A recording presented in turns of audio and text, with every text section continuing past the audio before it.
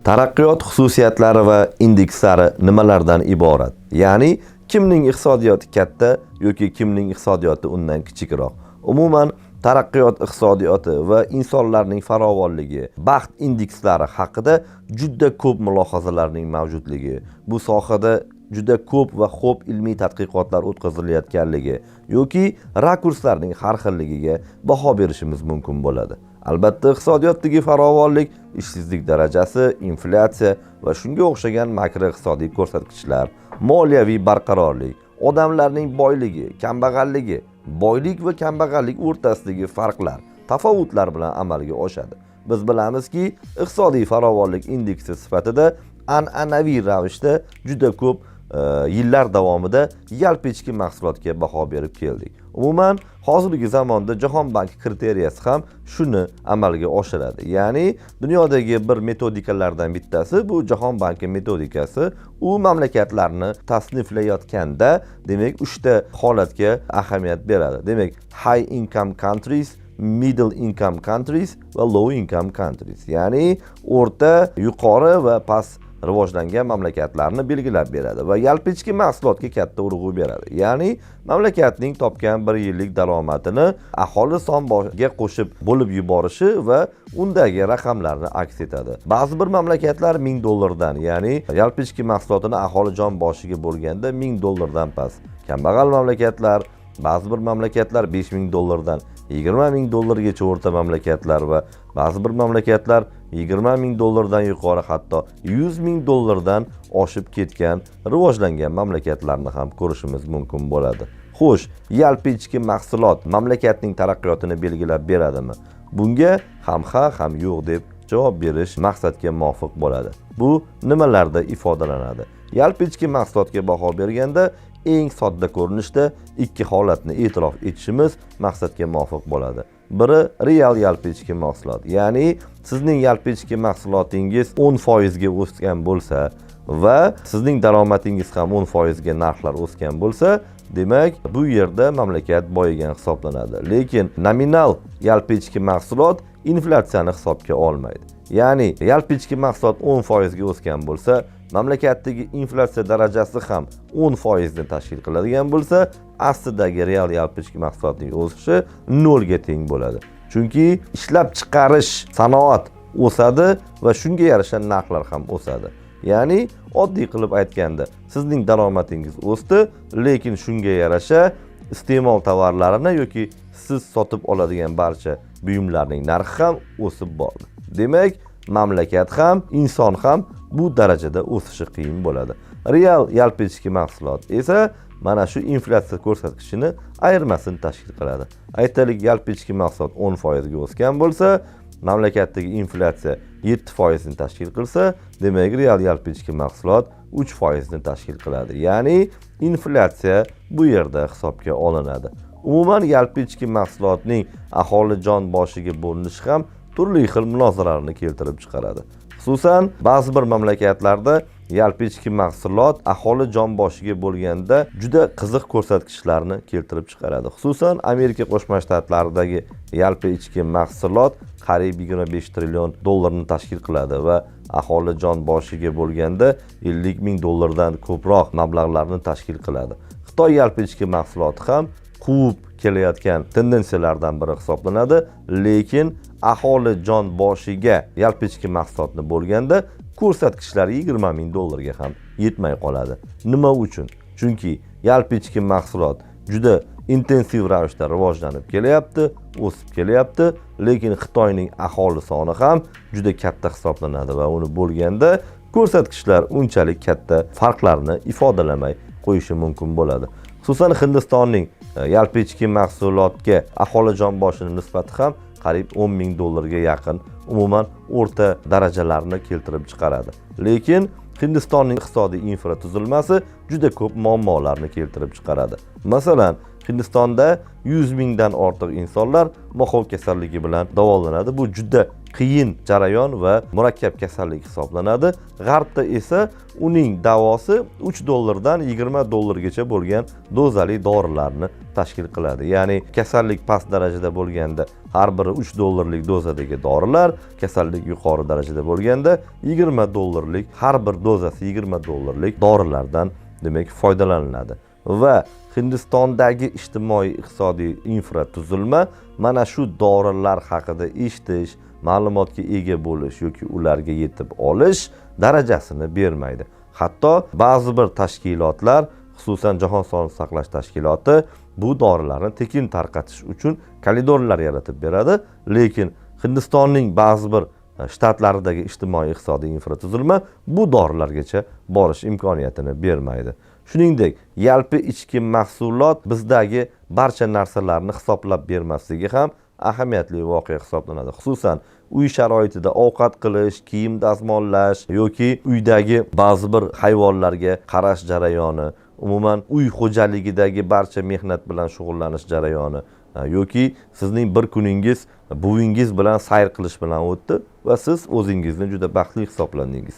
Afsuski, bu jarayonlar yalpi ichki mahsulotda aks etmaydi. Ya'ni siz faqatgina uyingizga farrosh yollasangiz yoki kir yuvish tashkilotlaridan foydalansangiz va barcha ehtiyojlaringizni outsourcing orqali qondirsangizgina bu yalpi ichki mahsulotga kirishi mumkin. Aslida siz o'zingizni uy xo'jaligidagi ishlaringizni o'zingiz bajarishingiz yalpi ichki mahsulotda aks etmaydi. Shu e'tiborga molikki, aslida mana shu uy ishlarini insonni bajarishi, ma'lum bir mehnatni evaziga keladigan tendensiyalar ham inson hayotidagi taraqqiyotni belgilab beradi. Demak, yalpi ichki mahsulotning an'anaviy usullari katta rezonansni keltirib chiqarmaydi. U shunchaki bir indeks, ya'ni mamlakatning qancha mahsulot ishlab chiqarayotganligini va bu summa aholi jon boshiga qancha to'g'ri kelishini ifodalab beradi va Jahon banki kriteriyasiga to'g'ri keladi.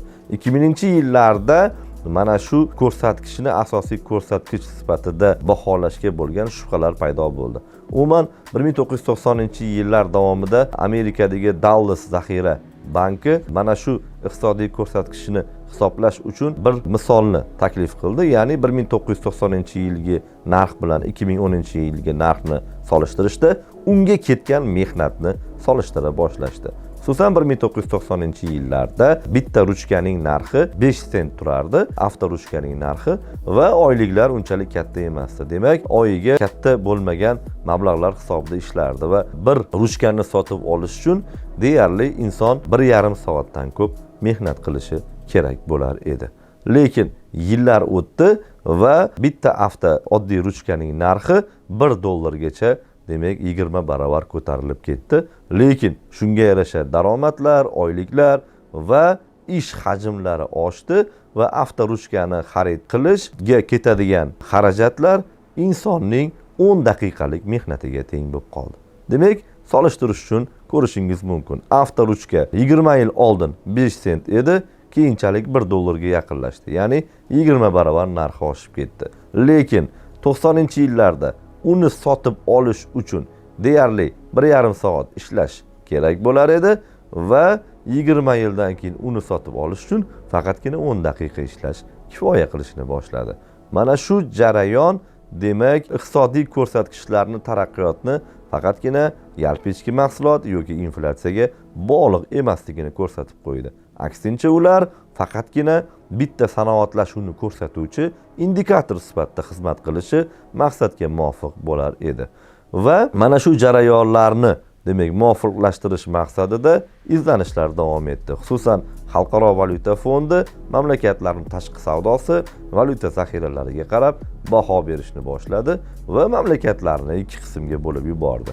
Bu nima edi? Bu advanced country, ya'ni 15 dan 40 gacha bo'lgan mamlakatlarni, yetakchi mamlakatlarni tuzilmasi edi. Asosan g'arb davlatlari yetakchi rivojlangan mamlakatlar kirar edi va qolgan barcha mamlakatlarni other emerging market, ya'ni biroz yalpi ichki mahsulotdan qochish va infratuzilma ning shakllanishi. Bu yerda asosan moliyaviy dastaklar, valyuta zaxiralari va savdo disbalanslariga qarab baholashni boshlaganligini ko'rishimiz mumkin. Albatta bu ham asosiy ko'rsatkichlar koridorini, ya'ni iqtisodiyotdan insonni boy yoki kambag'al bo'lishi, baxtli bo'lishi indekslarini belgilab bera olmadi. Shuning uchungina Birlashgan Millatlar Tashkiloti inson taraqqiyoti indeksini ishlab chiqdi. Ya'ni har qanday iqtisodiy ko'rsatkichlarga qaramay, demak insoniyatning baxtlilik darajasi, inson puldan baxtli bo'ladimi, yo'qmi degan savollar bo'yicha izlanishni boshladi. 1990-yillardan 2010-yillargacha Amerikaning iqtisodiy ko'rsatkichlari barqaror o'sib, turg'unlikka tushgan davri hisoblanadi. Ya'ni 90-yildan 2007-yilgacha barqaror o'sish davri va Amerikaning eng badavlat bo'lish davrlarini hisobga oladigan bo'lsak, 2007-yilda 1929-yilga nisbatan ancha kuchliroq depressiya kelganligini ham alohida e'tibor berish lozim bo'ladi. Demak, 21-asrning eng boshida Amerika barqaror rivojlanib kelayotgan mamlakatlardan edi. Lekin so'rovnomalarga ko'ra, insonlar 85-90-yillar va 2000-yillar oralig'idagi o'zini baxtli hisoblovchilar soni 36% ni tashkil qilgan bo'lsa, keyinchalik 2010-yillardan keyingi so'rovnomalarda o'zini baxtli his qiluvchilar soni 29% ga tushib ketganligini ko'rishimiz mumkin. Vaholanki 36% davrida Amerika aholisi iqtisodiy o'sishga erisha olgan va 29% ga tushib ketgan davrida ham kattaroq iqtisodiy o'sishlar, kattaroq taraqqiyot belgilari bo'lganligini ko'rishimiz mumkin. Ya'ni 2010-yildan keyin krizisdan keyingi rivojlanish davrini bu bilan solishtirishimiz mumkin bo'ladi.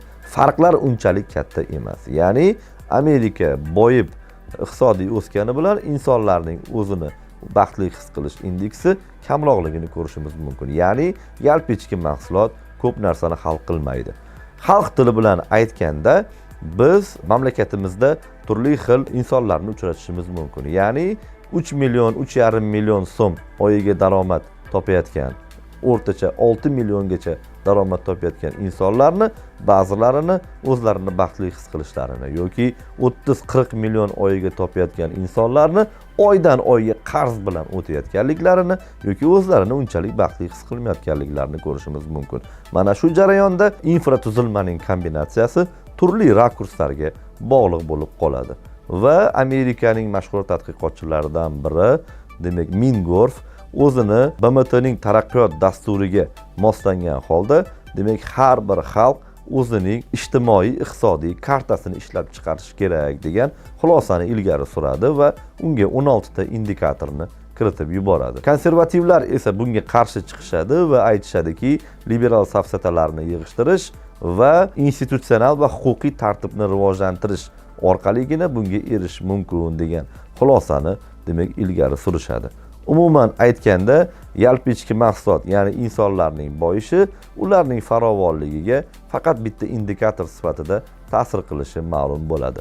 BMTning inson taraqqiyoti indeksi esa nisbatan kengroq ishlab chiqilgan indikatorlardan biri edi. Bu nimani isbotlar edi? Bu yerda daromad qo'yildi, ya'ni yalpi ichki mahsulotning inson jon boshiga nisbati saqlab qolindi, lekin yana indikatorlar qo'shildi. Bu o'rtacha umr ko'rish darajasi, xususan masalan Yaponiya mamlakatida 85-86 yoshni yoki ba'zi bir rivojlangan mamlakatlarda 70 dan 80 gacha, xususan Afg'oniston demak urush bo'layotganligi uchun 47 dan demak 56 yoshgacha bo'lganligini ko'rishimiz mumkin va savodxonlik va ta'lim darajasini qo'shadi va 0.18 indikatorni kiritadi. Ya'ni 18 yil ta'lim olgan mamlakatning indekslari nisbatan yuqori. Ya'ni 0 deganda ba'zi bir mamlakatlar bor, bu yerda juda ko'p fuqarolarga deyarli ta'lim olish imkoniyati yo'qligi. Demak, yalpi ichki mahsulotdan tashqari juda ko'p indikatorlar o'rganib chiqiladi va inson taraqqiyoti indeksiga bog'lanadi. Va Amerika Qo'shma Shtatlari inson taraqqiyoti indeksida o'rtacha 10 talikda yuradigan, ya'ni 10-12 o'rinda yuradigan mamlakatga aylanganligi yuqori o'rinlarda Norvegiya, Shveysariya, Avstraliya kabi mamlakatlar borligi va ularning yalpi ichki mahsuloti Amerikadan kam bo'lsa-da, aholi jon boshiga ko'pligi va eng muhimi yana bir ko'rsatkich kambag'allik va boylik o'rtasidagi tafovutlarni pastligi bilan o'lchanishi alohida voqealarni keltirib chiqaradi. Shuningdek, 21-asrda aholining turli xil iqtisodiy rakurslarini hisobga olib indekslar yaratiladi. Xususan Gini indeksini ham bunga misol keltirish mumkin. Ya'ni o'sha Lorentz egri chizig'idagi o'rtacha 45% muvozanat demak Gini indeksini tashkil qiladi. Ya'ni mamlakatdagi boyliklar teng taqsimlanganligi. Oddiy misol bilan olib qaraganda, demak Gini indeksida 0 dan 1 gacha bo'lgan, demak koordinata chizig'idagi tafovut hisoblanadi va buni 1 ga teng bo'lishi, demak mamlakatda agar 100 kishi bo'ladigan bo'lsa, 1 kishi ishlashi va boylikni 100 kishi ega bo'lishi. Ya'ni 1 kishi ishlaydi, 100 kishi qolganini o'sha ishlangan pulga ega bo'lishi yoki 0 ga teng bo'lishi, demak buning teskarisi. Ya'ni 100 kishi ishlaydi, boylikka 1 kishi ega bo'ladi. Mana bu ikkita notekislik o'rtasidagi muvozanat, demak 0 dan 1 gacha bo'lgan muvozanat o'rtacha Lorentz egri chizig'ida 45 gradusni tashkil qilganligini ko'rishimiz mumkin. Bu ham mamlakatdagi boyliklarni aholi uchun teng taqsimlanganmi yoki yo'qmi, mana shu natijalarni beradi. Shunga o'xshash yuzlab indekslarning yaratilganligi inson taraqqiyoti, umuman mamlakatning iqtisodiyoti faqatgina yalpi ichki mahsulotga emas, balki ijtimoiy indekslar, sotsiologik, psixologik jarayonlar, tadqiqotlar va ularning mazmunini anglab yetish tavsifiga asoslanganligini ko'rishimiz mumkin bo'ladi. Umuman Amerika iqtisodchilari inson taraqqiyoti indeksi bo'yicha juda katta tadqiqotlarni o'tkazganliklarini bilishimiz mumkin bo'ladi. Ya'ni o'sha bu yerda 80-2000-yildagi o'sishda Yaponiya iqtisodiyotining dunyo akkumulyatoriga aylanib borishi va keyinchalik 7 yil turg'unlikni boshdan kechirishi. Shuningdek, Amerika iqtisodiyoti barqaror rivojlanish davrida maydonga Yaponiyadan keyin Janubiy Sharqiy Osiyo mamlakatlarini, Osiyo yo'lbarslarini, ajdaholarini, o'sha Janubiy Koreya, Singapur, Malayziya, Indoneziya, Tailand, Tayvan kabi mamlakatlarni va 90-yillarda Xitoyni sahnaga chiqish ham ma'lum bir jahon iqtisodiyotidagi uyg'unlashuvni o'zgartirib yubordi va mamlakatning kambag'al yoki boy bo'lishi aslida u topayotgan daromadlarga qarab qolmaganligi, ya'ni ichkaridagi infratuzilmaviy jarayonning qurilganligi va insonlarning iqtisodiyotga rakursini o'zgaruvchan jarayonlari bilan bog'liq bo'lib qoldi va 21-asrda xulq-atvor iqtisodiyoti, kreativ iqtisodiyot degan yangi butun boshli yo'nalishlarni paydo bo'lishiga olib kelganligini ko'rishimiz mumkin va bu jarayon hali ham rivojlanishda hisoblanadi va 21-asrdagi iqtisodiy tenglikning, ya'ni inklyuziyaning paydo bo'lishida ham iqtisodiyotda so'nggi 3 jarayonni alohida e'tiborga olish maqsadga muvofiq bo'ladi. Birinchisi, globallashuv sharoitida, demak, insonlarning rakurslarini bir-birini kuzatib turishi, ya'ni onlayn xizmatlar, rakurslar ko'p narsani o'zgartirib yuboradi. O'sha ijtimoiy tarmoqdan kelib chiqib iqtisodiyotni shakllanishi va networking aloqalari, demak, kambag'allik va boylik o'rtasidagi tafovutlarni nisbatan qisqartirishga xizmat qiladi deydi.